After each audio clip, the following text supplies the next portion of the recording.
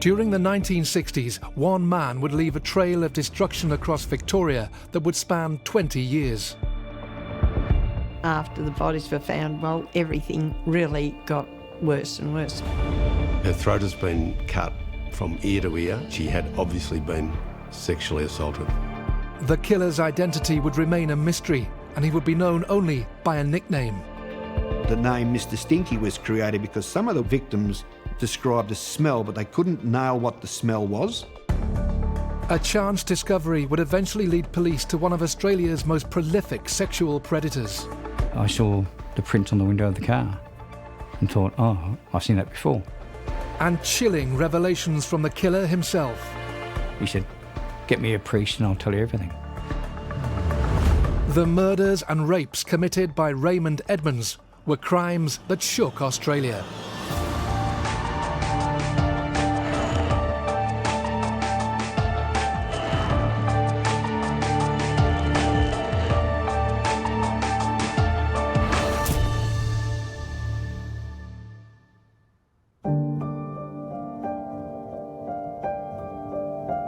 The town of Shepparton lies almost 200 kilometres northeast of Melbourne. In the 1960s, it was a flourishing agricultural town with a booming population. Shepparton in the 1960s was a thriving regional centre. It was the hub of a vast farming area, orchards, all that sort of thing. You felt like you knew everybody and you were safe and involved in sport and just community activity. It was a good place to be. As a teenager in the 1960s, in Shepparton we would go to dances, concerts. 66 in Shepparton, as it was around really the Western world, was the boom time for rock and roll. Big bands would come to Shepparton because it had a great big memorial hall and they knew they could draw thousands of kids from across the entire district.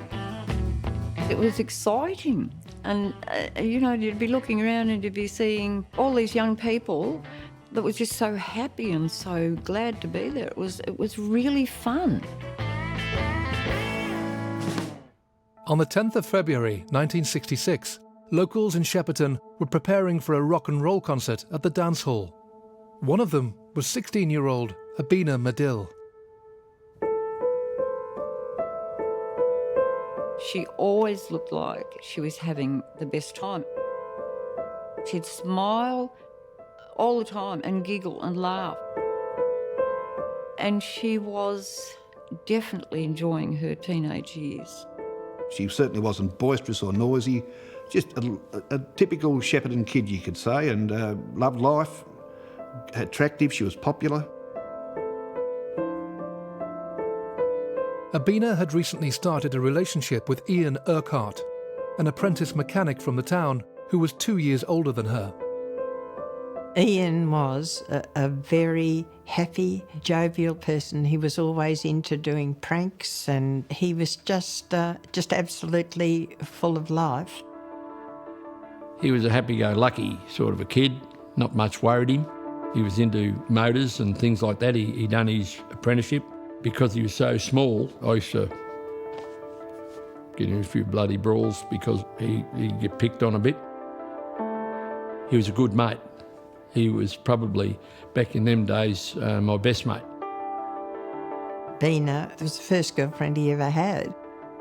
They've know each other, they've got together, they've gone out a little bit.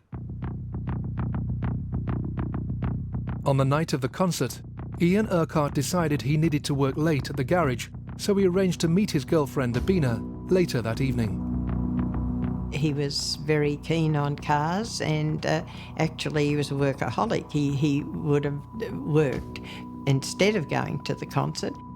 What Ian didn't know was that Abina had arranged to meet with another local boy, Gary Haywood, who she worked with at the local panel beaters.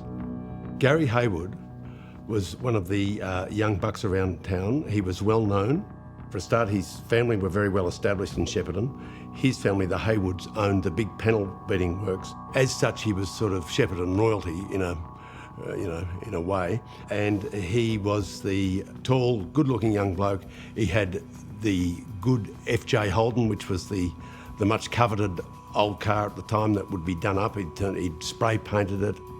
He was as proud as Punch when he drove his car, and he sort of drove around saying, hey, look at me, you know, I've got the good car and I work in a pretty well-known panel beating business, and he had the world at his feet too, I guess. Abina Medill has arranged with the female friend to meet Haywood and his mates, and they've arranged to meet them down the street and then to go to the dance. And Abina apparently goes off with Gary and they go parking down near the lake. Abina and Gary were never seen alive again. Later that evening, Ian Urquhart went to pick up Abina from her home as planned, but unable to find her, he became increasingly worried. Here we have Ian Urquhart, very anxious about his girlfriend. He finds out fairly swiftly that she's been knocking around with Haywood and his mates. So he was very angry about this. By midnight, people are getting anxious. Mr. Medill is worried because his daughter hasn't come home. By 3 o'clock, Mr. Medill has filed a missing persons report. So I was working the night shift at 11 p.m. to 7 a.m. when we received a phone call from the Medill family that their daughter hadn't returned home. It was completely out of character for her that she didn't come straight home after she'd been, say, to the local dance. We immediately suspected something, was just that feeling there was something not quite right. Now, the night is a mystery. Young Urquhart is running around looking for his girlfriend. Meanwhile, Abina's father is frantically looking, worried about his daughter and looking.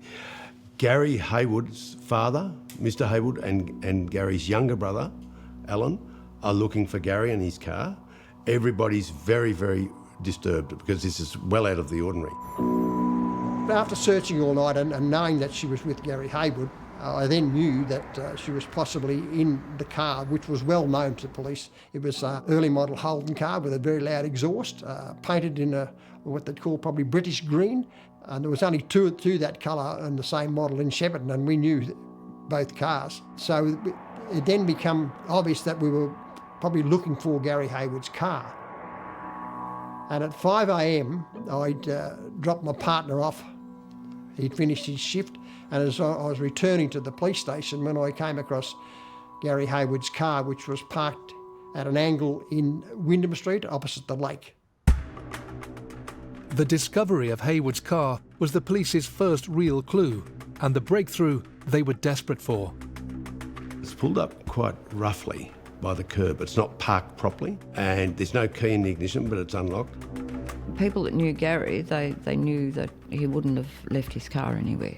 The boys back then, their cars were an extension of themselves.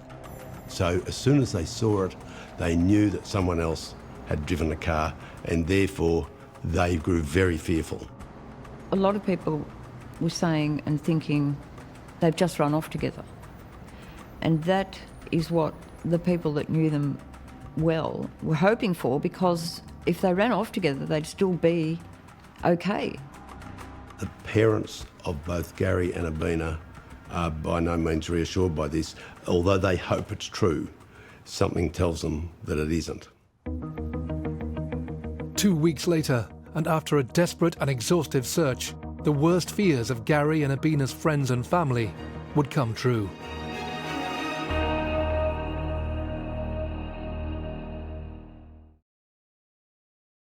On February the 10th, 1966, 2 teenagers disappeared from Shepparton, Victoria, after attending a concert in the town. Only hours after they were reported missing, people began to fear the worst.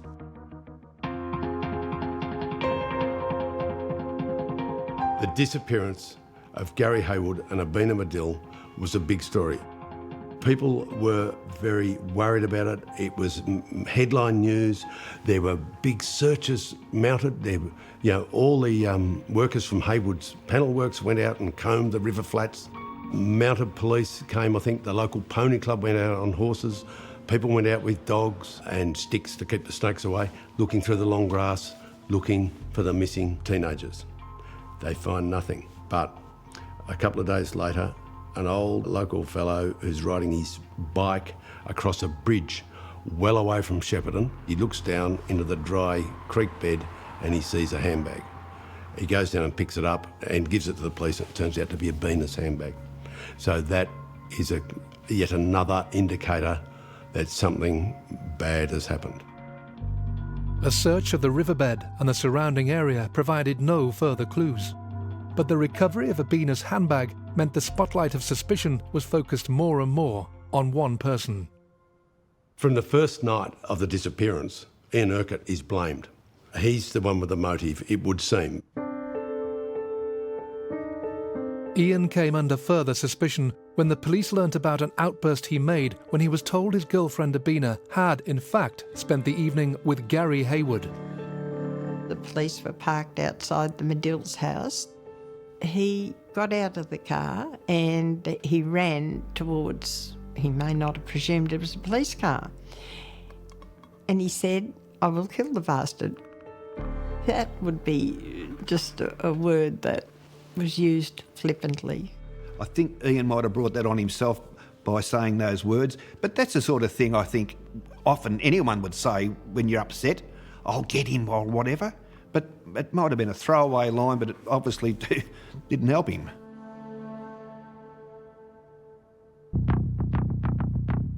"16 days after the mysterious disappearance of teenagers Gary Haywood and Abina Medill, a gruesome discovery was made on a rural property 40 kilometres south of Shepparton.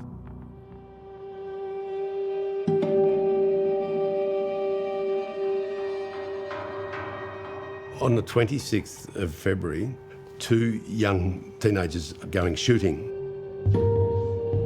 They go to a place called Murchison East, which is on the way to Shepparton, and they cut across country to go shooting near the Goulburn River.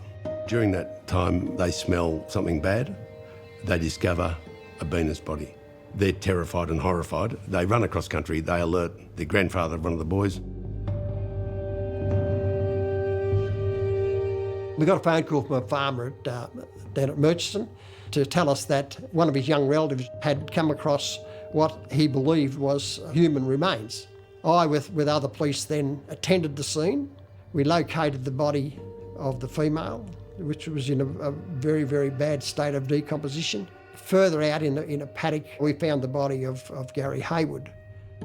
The police were soon able to establish that Abina had probably been raped. She was found stripped to the waist. She'd been bashed to death, presumably with a rifle, because they found a part of a rifle left there. And when they found Gary 300 metres from her body, they soon realised that he'd been shot because they saw a bullet hole in his temple. When I heard the bodies had been found, I think I went into a kind of a bubble. I couldn't believe it, even though by that time we were expecting something like that.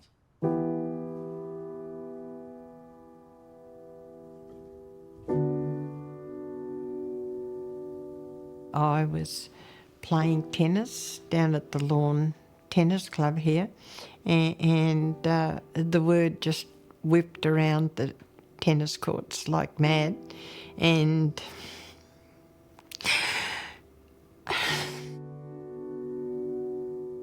it was heartbreaking, is what it was. It just,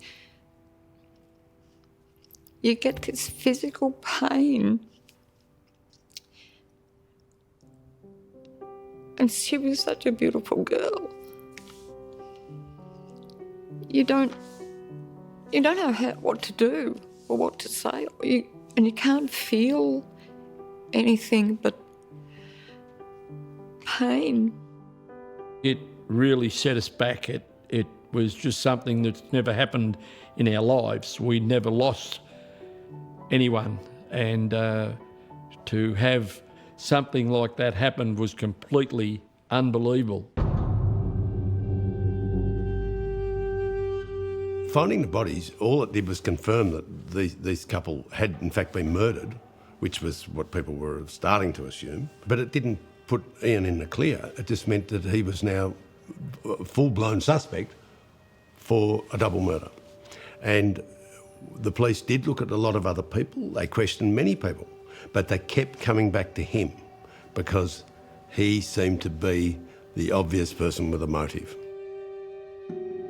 He was persecuted by a lot of people, and if I'm allowed to say, I think the police as well hounded him. After the bodies were found, well, everything really got worse and worse. The police were really desperate because it was headline news for weeks. They had to come up with something.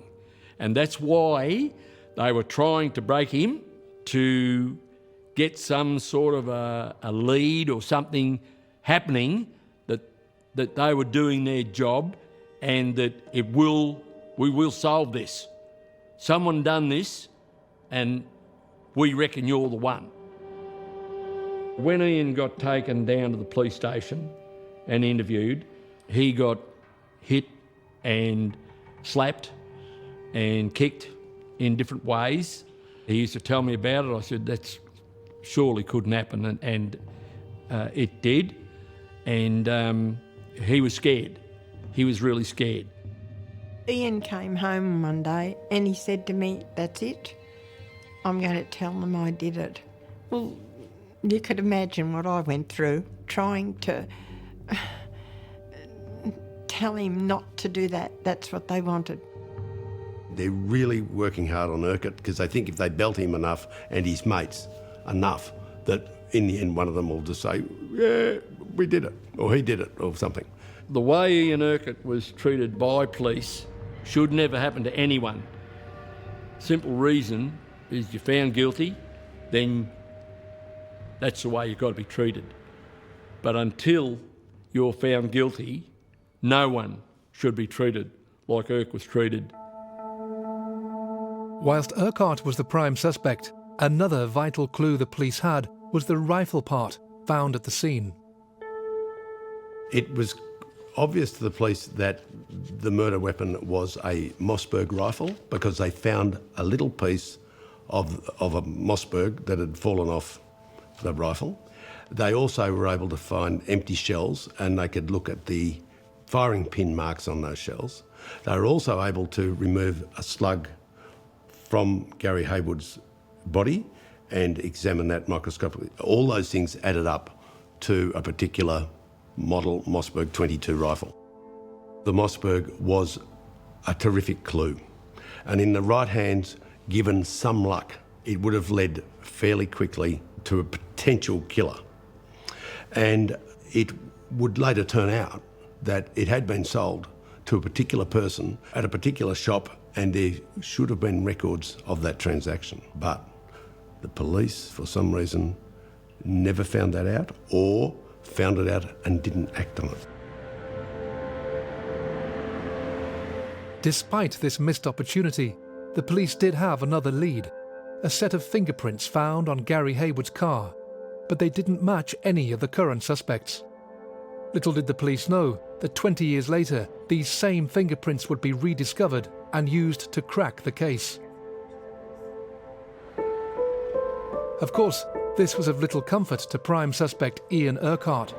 Although not charged with anything, the weight of suspicion proved to be a heavy burden for the teenager. Ian's life was affected dramatically. He felt that he could no longer live in the town. He just said, "I've had enough." He said, "I've got to go." And I said, "But where are you going to go?" He said, "I don't know, I'm going to go."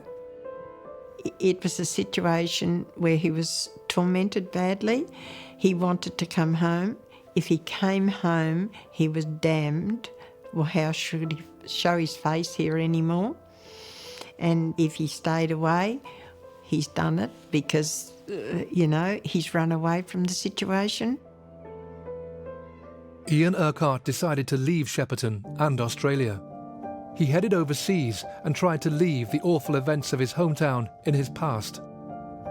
As time moved on, so too did the media attention, which was soon focused on another terrible series of events 160 kilometres away.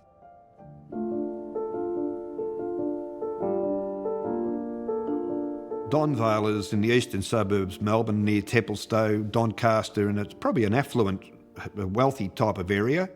The demography of a place like Donvale was young marrieds. There were a lot of young mothers there, women in their 20s with little kids, whose husbands had jobs that were predictable hours. They would go off to work at 7 in the morning or whatever it might be and be gone for a long time because they'd have to go a long way to work and then drive home. In the mid-1970s, this quiet residential area was being terrorised by a serial sexual predator. Women started coming forward to police with tales which were uncommonly similar.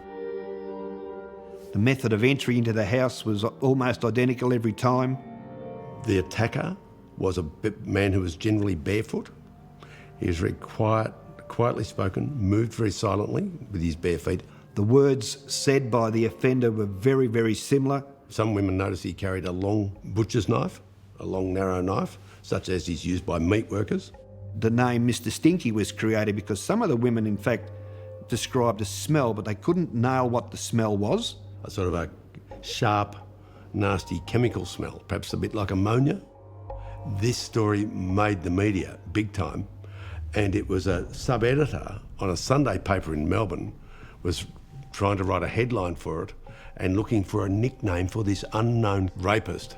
And they were doodling names, and they're going Mr. Smelly, Mr. Pongo, and in the end he wrote Mr. Stinky, and it fitted the gap and it entered the lexicon. Although no one could describe the smell with certainty, all the victims reported the rapist smelled of a pungent and unpleasant odour. This ever-present clue in the victims' statements pointed to one conclusion. Police were looking for one man.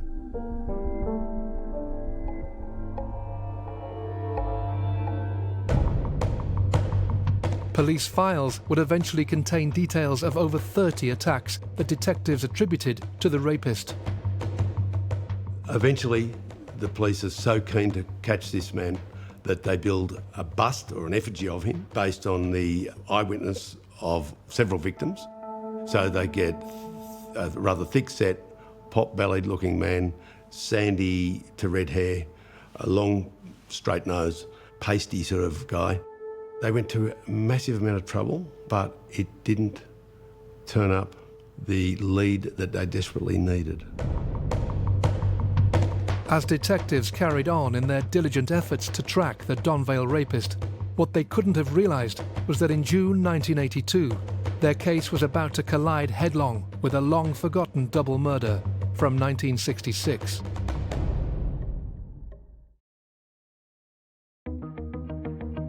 In the early 1980s, Victoria Police were investigating a series of rapes in the Donvale area of Melbourne that took place between 1971 and 1977.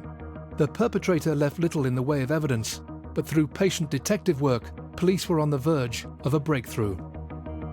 The unifying thing about the attacks, apart from the method, was that there weren't a lot of clues left. But the police, through diligent fingerprint work, were able to build up a composite of fingerprints. So they'd find one thumbprint here, one index finger there, and they'd get one from a window, one from a windowsill. And gradually they assembled a composite set of prints, which they just named the Donvale Rapist. The use of fingerprints was still in its infancy in the 1980s. It was still pretty much the same as it was at the turn of the 19th century. There was no computers, there was no scanning of images or photos or even fingerprint forms. The Medill-Haywood murder at Shepparton had sort of receded into the distance. By the time we get to the early 80s, it's sort of ancient history. There'd never been any breakthroughs until the day comes when a young fingerprint expert has been looking at some old cold case stuff. He's been flicking through unsolved cases and the prints that are associated with each cold case. On one particular day, I was looking through the folder for Shepparton. And as I was looking through, I saw the print on the window of the car and thought, oh, I know, I've seen that before. And sure enough, he digged through his files and bingo, same prints as left on Gary Haywood's car. And that was a huge breakthrough and gave us hope that there was going to be an end to the mystery. Despite using nothing more than a keen eye for detail, an incredible amount of patience and a huge stroke of luck, Andrew Wall had stumbled on a match between the prints found at the Donvale rape crime scenes and those found on Gary Haywood's car in 1966. This was an amazing breakthrough. The police now knew that the Donvale rapist was at least present at the time of the Shepparton murders back in 1966 because they'd matched up a tiny fingerprint found on Gary Haywood's car, a fingerprint that had been kept secret for 17 years. Although we had that link and it gave investigators something more to work with, we didn't know who it was or who they belonged to. The discovery prompted the police to form a task force in May 1983 to find out who the prints belonged to. Norm Gillespie worked on the team. The tragic murders from his childhood in Shepparton had inspired him to join the police. He was now working on the very case he was witness to so many years before. We knew everything about him, but except who he was. It was frustrating. But we kept working and kept chipping away at it, and we had no luck, and the offender had all the luck. With few leads left to explore, the task force was wound down. It seemed the killer had slipped the net once more. That was until 2 years later, when a local in the town of Albury, almost 250 kilometres from Donvale and across the border into New South Wales, made a call to the police. It's March the 16th, 1985. A shop assistant in Main Street, Albury, looks out and sees a man exposing himself in a car parked in the street. She calls the local police. A phone call came into the police station to say that some ladies in the store had complained about a male seated in a vehicle, and the male had allegedly, at that stage, been exposing himself. We arrived just before 12:30 p.m. I approached the car and observed what he was doing in the vehicle, masturbating, and I said to him, "What are you doing that for?" He immediately turned around, turned his head to the right where I was. We asked him his name, and he told me his name was Raymond Edmunds.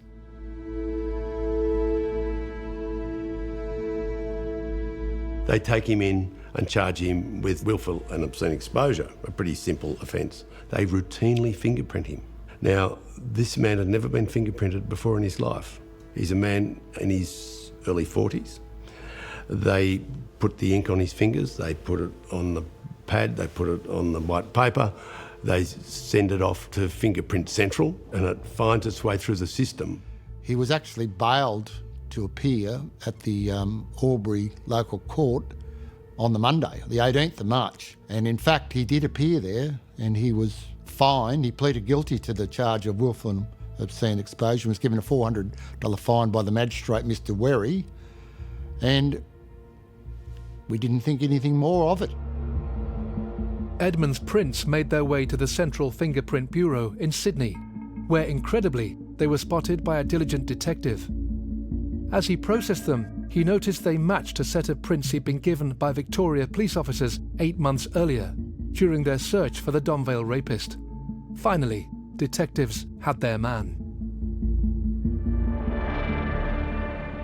I was at home and I received a call from the Fingerprint Bureau, who excitedly said, "We've got him."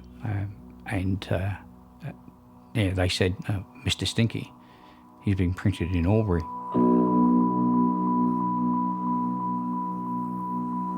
Now, after 2 years of hard work and a huge piece of good fortune, detectives could match Raymond Edmunds' fingerprints to those found at the Donvale rape scenes, and the print they found on Gary Haywood's car back in 1966. After 2 decades, a double murderer and serial rapist who had remained anonymous for so long had just blundered into the hands of police. Edmunds was a man that most men did not like. He was quiet, he was moody, he was a bit different in ways that people found hard to put their finger on. Women had mixed reactions. Some women seemed to quite like him and were sort of attracted to him. Many women found him scary, sinister, didn't like him, found him creepy. He was a man who'd been very careful to airbrush his own history. So if he went and worked somewhere, when asked where he'd worked before, he would alter it. He would make up false details, false addresses, false places of work, so that wherever he'd been, he laid a false trail, which of course is an indicator of guilt. Investigators uncovered a story of an apparently ordinary working man who harboured a terrible secret. He was a violent sexual deviant who'd beaten and raped his first wife and also molested his daughter. On the 22nd of March 1985, detectives were finally able to arrest the man who they'd been looking for almost 20 years. So, March the 22nd, 1985, 6 days after the Albury incident, the Victorian police are all over it. They know where Edmunds works. They go down to a small factory in the Bayside suburb of Hyatt, and they go in, and there in the office is Raymond Edmunds. He says, "What can I do for you, gentlemen?" And then they arrest him. I was surprised why we hadn't had him earlier, because he looked so much like the circular that girls put together and it was distributed on the highways in Melbourne and on police circulars. I was amazed someone hadn't telephoned us and told us who he was. My boss conducted sort of a pre-interview question and actually put it to Raymond Edmunds and said, "I put it to you that these fingerprints are yours." There was some silence for quite some time and a shake of the head denial. Edmunds was reluctant to divulge anything much, but he seemed to undergo a change of heart, or more likely he realised that they had him cold. My boss put it to him again, in which Edmunds, and it still sticks in my mind now, said, "Get me a priest and I'll tell you everything." After speaking to a priest, Edmunds began to talk, but the police were well aware that they only had a limited time to question him.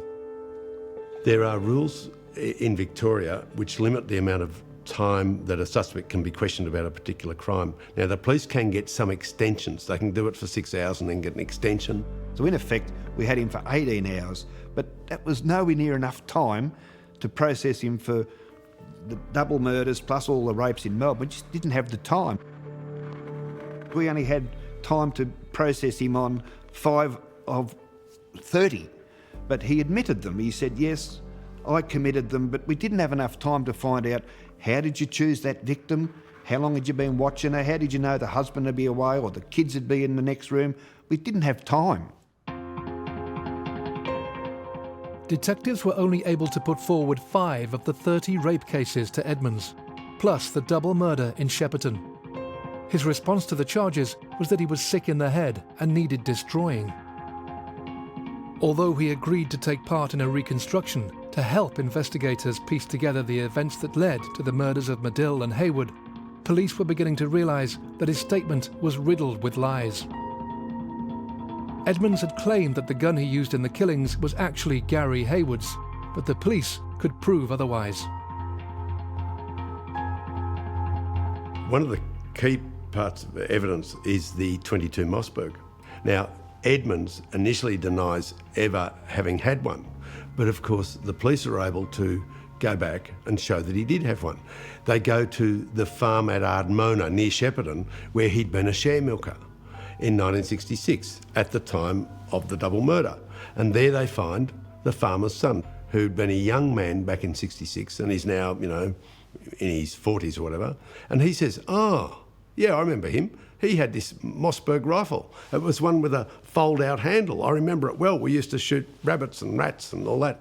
And in fact, he said, "Hang on," he said to the police, "I might have a bit of that somewhere. I found something, I thought it was an old air rifle stock. I found it in a shed after Raymond's had left. And I kept it all these years." And he goes out to a shed and he gets a bucket, and in the bucket is this piece of gun stock. And as soon as the expert ballistics guy saw it, he said, "That's from a Mossberg 352K, and that's the weapon." We were told and it's been confirmed that he shot this same firearm at tins on a fence post. And of course the spent shells must go somewhere. So we got excavators, we dug up all the area in which he was standing at the time, and all that soil was brought into Shepparton. It was sieved, physically standing there, shaking the sieves, and the spent shells dropped through. Our ballistics expert was able to say categorically it was the same firearm that discharged the spent shells at Ardmona as at the murder scene at Murchison East.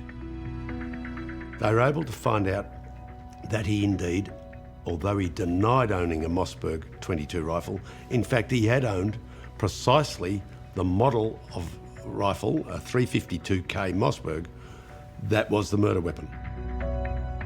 As police prepared for trial, they began to uncover more about Raymond Edmunds and his history of violence. What's more, they began to suspect he may have been responsible for even more horrifying crimes. After almost 20 years, police finally had the suspected killer of Shepparton teenagers Abina Medill and Gary Haywood in custody and ready for trial. The weight of evidence against Raymond Edmunds finally lifted the cloud of suspicion that for so long had hung over Abina's boyfriend, Ian Urquhart. Ian Urquhart, the boyfriend, the innocent boyfriend who was wrongly accused and wrongly blamed and widely blamed for the murders for years and years. In fact, for the rest of his life, because he died 6 years after the murders. On the 6th anniversary of the murders, he crashed his MG sports car in Singapore and died. Now, whether there was any connection between the anniversary and his death, I don't know.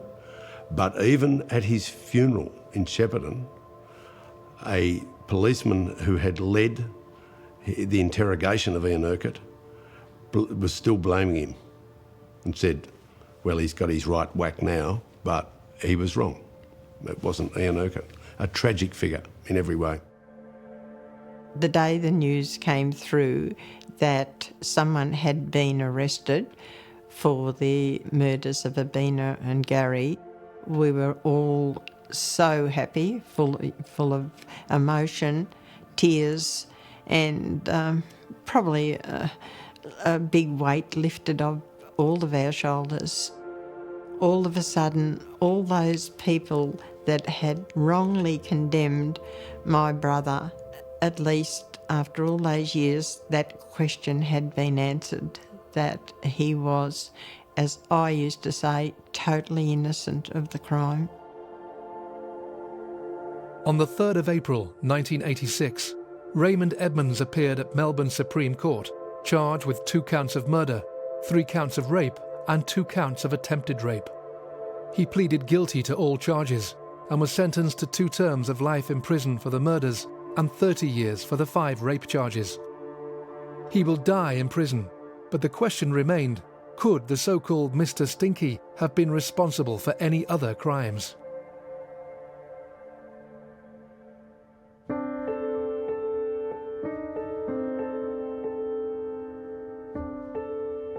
What happens with these cases is that police then start combing through their records, looking for unsolved cases that might match up the MO of the crook. And one that stood out to everybody concerned was a chilling murder in 1980 of a woman called Elaine Jones. She was a young mother, an attractive woman. She's holidaying at a Murray River town called Tocumwal. It was in early January 1980. Elaine Jones and her husband had been staying on holidays on the main beach at Tocumwal. Approximately 10 p.m, she realised, look, we're out of milk and we need to get some cigarettes as well. I'll go up to the local shop. It wasn't a very long walk. So she headed off to the shop about 10 p.m. We know that apparently she made it to the shop, but she never made it back to the campsite. When Elaine Jones disappeared, her husband did not alert the police until next day. He'd hoped she would turn up. She doesn't turn up. Next morning he tells the police. He then goes searching for her himself. He's in a boat, he's got his 7-year-old daughter, and horror of horrors, he finds her body. Her throat has been cut from ear to ear, right through to the spinal cord. Mr. Jones is highly distressed when he sees his wife with his little girl there. He covers her body with life jackets and turns the boat around to go and get help when he has a massive heart attack and dies. The boat continues on for some minutes. The poor little 7-year-old girl actually ends up scrambling out of the boat and getting to the shore and saving herself, having seen her mother's body and seeing her father die of the heart attack from the shock. It was established at a post-mortem that Elaine Jones had not only been severe laceration to the throat, cut from ear to ear, she'd also been the victim of quite a horrendous beating with a blunt object or instrument to her head, and I believe she was also established that she'd been sexually assaulted. I've always believed that Elaine Jones up at Tocumwal in 1980 is a victim of our same Raymond Edmunds. Raymond Edmunds was staying in close proximity to that picnic area in Tocumwal at the time and on the night. He was quite close in vicinity to where Elaine Jones was attacked and murdered. We know for absolute fact Raymond Edmunds worked as a slaughterman at the Wodonga abattoirs. We know that the way in which she was murdered was similar to a sheep being slaughtered. We know that he was camping on the Victorian side of Tocumwal at the time. Evidence could be given that he was there, and it's his MO, it's his modus operandi. Based on, I believe he's done at least 30 attacks on women in Victoria, he is a very likely suspect for the murder of Elaine Jones. In 2011, a $100,000 reward was posted for seeking information that may lead investigators to arresting the person responsible. Unfortunately, no significant information has become available, and perhaps the only person that really knows what happened may well be Raymond Edmunds. I've written to him myself, asking him, and I know he's got the letters, but I've never had a reply. It's just nags at you that, you've got this total belief that he's the offender, but he won't admit it. The tragic case of the murder of Elaine Jones remains unsolved, with only circumstantial evidence linking Raymond Edmunds to the crime. He is also the suspect in several other murders across Victoria. The actions of Raymond Edmunds in 1966 had a profound effect on this area, in that we didn't feel safe anymore. My thoughts were that I would like to get in the ring with him, with no gloves, and no one steps in. That was a hatred that I had, and today I'd do the same, but back then it was raw. It was bloody raw. For what he did, the pressure that he put on all the kids in Shep, I would have liked to have throttled him. My brother Ian was badly affected by what had happened.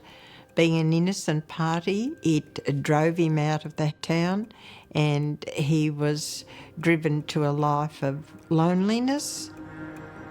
Urquhart is a very interesting case because we, in this state, Victoria, we still had capital punishment in the 60s. We had a premier, a political leader, who was very keen to win an election by hanging a murderer. And in fact, that premier, Henry Bolte, insisted on hanging a prison escapee and murderer called Ronald Ryan. And he became the last man hanged in Australia in 1967.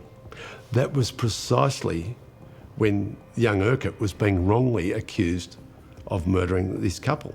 Had he signed a confession under duress and said, I did it, stop hitting me, he probably would have swung.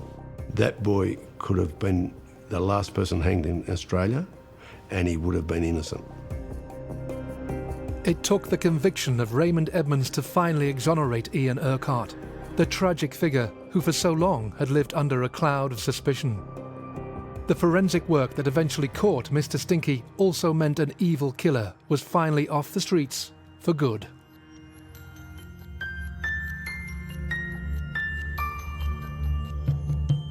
In the end, this whole case was solved by the scientific police. The ballistics guys, the fingerprint guys, they were the ones that solved it when the old-fashioned detectives who just dragged people in and belted them got nowhere. It was brilliant work by Andy Wall originally, and the fact that fingerprints were carefully looked for and located on Gary Hayward's car and preserved and kept, and Andy Wall matched them with all the rapes in Melbourne. That was just brilliant, dedicated police work. Had it not been for the development of the fingerprints on the car in Shepparton in 1966, I don't think Edmunds would ever have been charged or connected to the murder of Hayward and Medill, and potentially could still be at large today. The crimes this man Raymond Edmunds has committed are the worst type of horror. They're evil. The murders happened at a time when it caught public imagination, and then the fact that he wasn't caught for almost 20 years caught the public imagination all over again. On every level, he's a monster who deserves to rot in jail.